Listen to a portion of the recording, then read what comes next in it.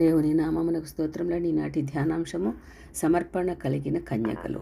నా కుమారి, నీవు నన్ను బహుగా కృంగతీసితివి. న్యాయాధిపతుల గ్రంథం 11వ అధ్యాయము 30వ వచనమండి.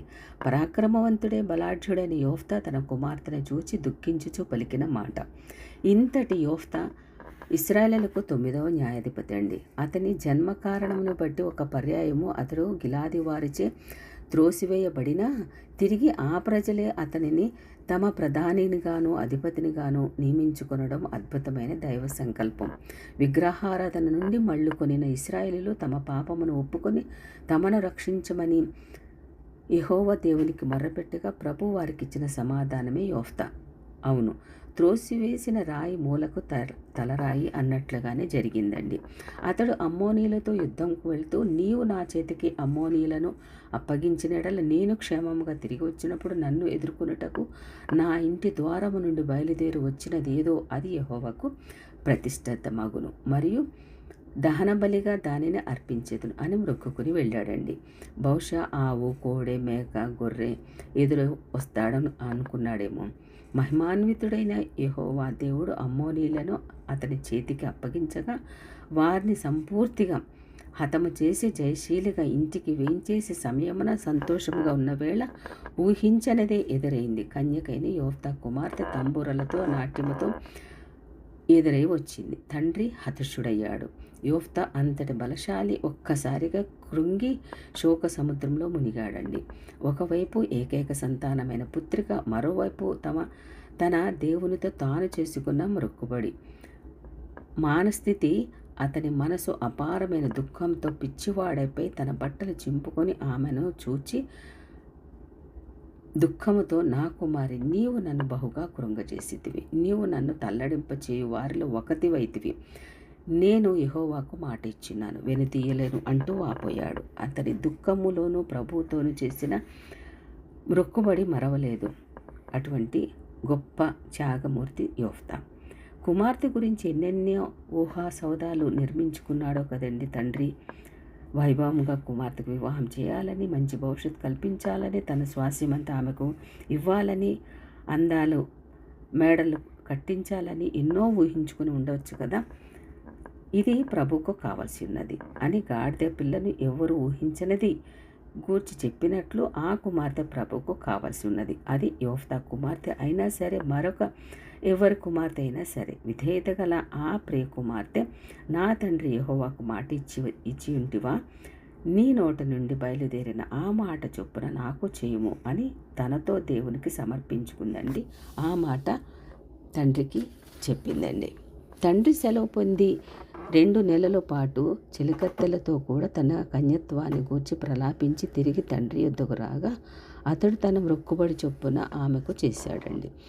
ఆమె పురుషని ఎరుగలేదు. ప్రతి సంవత్సరము 4 దినములు ఇశ్రాయేలీయుల కుమార్తెలు యోఫ్తా కుమార్తెను ప్రసిద్ధి చేయుట కద్దు అని వ్రాయబడి ఉన్నది. పరిశుద్ధ గ్రంథమైన బైబిల్లో ఇంతటి సౌశల్యమూర్తి అయిన కుమార్తెకు తప్పనిసరిగా పండుగ చేసి జ్ఞాపకం చేసుకోవాల్సిందే కదండి.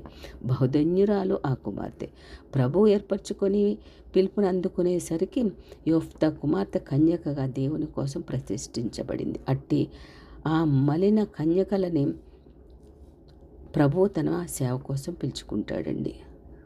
అటువంటి త్యాగమూర్తులు, భయభక్తులు కలిగిన వాళ్ళు, మాట తప్పని వారు దేవుడు ఆయన సేవలో వాడుకుంటూ ఉంటారు. లేఖన భాగంలో చూస్తే, భూ దిగంతముల నుండి నా కుమార్తెలను తెప్పించుము, యెషయా గ్రంథం 43వ అధ్యాయం 6వ వచనం ప్రకారం. ఎందుకనగా నా మహిమ నిమిత్తం నేను సృజించిన వారిని, నా నామం పెట్టబడిన వారందరినీ తెప్పించుమని యెహోవా దేవుడు పలుకుచున్నారండి. యెహోవా సియోను కుమార్తెలారా వేయించేయుడు పరమగీతం 3వ అధ్యాయం 11వ వచనం ప్రకారం ఆయన ఆహ్వానిస్తూ ఇట్లా అంటున్నారు, నా పావురమ నిష్కలంకురాల ఒకతే, ఆమె తన తల్లికి తండ్రికి ఒక్కరితే కుమార్తె, స్త్రీలు చూచి ఆమెను ధన్యురాలందరూ. పరమగీతం 6వ అధ్యాయము 9వ వచనం ప్రకారం.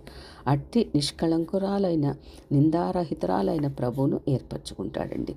కన్యక అయిన మరియా ప్రభు దయాప్రాప్తి అయి లోకరక్షకుడైన యేసుకు తల్లిగా ఏర్పరచబడి ధన్యురాలే పావని చరిత్ర అయిందండి. బాలిక అయిన మిర్యాము మహానాయకుడు కానున్న మోషేకు కావలిగా ఉంచబడింది. ఆ మిర్యామే పెరిగి ఒక ప్రవక్త్రినిగా, అన్నదమ్ములు సోదరిగా అరణ్య ప్రయాణంలో స్త్రీలకు నాయకురాలే తంబూర మీటతో తన గానంతో నాట్యంతో ఉత్తేజపరిచే సాధనముగా ప్రభుచి వాడబడిందండి. ఫిలిప్పు నలుగురు కుమార్తెలు ప్రవచించువారుగా ఉన్నారని అపోస్తుల కార్యము గ్రంథంలో 21 అధ్యాయం 9వ వచనంలో వ్రాయబడి ఉన్నదండి. 10 మంది కన్యకులు పెండ్లి కుమార్ని ఎదుర్కొనుటకు వెళ్ళిన 5గురికి అవకాశం దొరికింది. కారణం వారి సిద్ధపాటు. పరలోక రాజ్యం కూడా అంతే కదండి.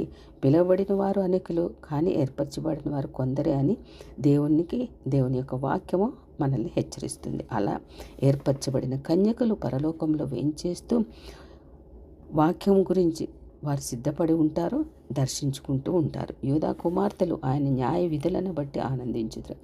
కీర్తన గ్రంథం 48వ అధ్యాయం 11వ వచనం ప్రకారం సియోను కుమార్తె గుమ్మములో నీ రక్షణను బట్టి హర్షించను. కీర్తన గ్రంథము 9వ అధ్యాయం 13వ వచనం ప్రకారం కన్యకులు నిన్ను ప్రేమించెదరు. పరమగీతం 1వ అధ్యాయం 4వ వచనం అండి. అట్టి కన్యకులందరూ ప్రభువైన యెహోవా పరిశుద్ధ స్థలమునకు పోవు సమయమున చుట్టూను కన్యకలు తంబూరాను వాయించుచూ ఉండగా కీర్తనలు పాడుచు ముందర నడిచిరు. కీర్తన గ్రంథము 48వ అధ్యాయము 24వ వచనం. ఇట్టి రీతిగా మనము కూడా దేవుని పిలుపు ఎప్పుడైతే దేవుని యొక్క సేవకు పిలుచుకుంటారో, దేవుని యొక్క వాక్యము ప్రార్థనల గురించి పిలుచుకుంటారో, మనము కూడా ఇటువంటి వారిలాగా సిద్ధపడి మనం కూడా వెళ్తే దేవుడు ఎంతో సంతోషించును గాక, హర్షించును గాక. ఆమేన్.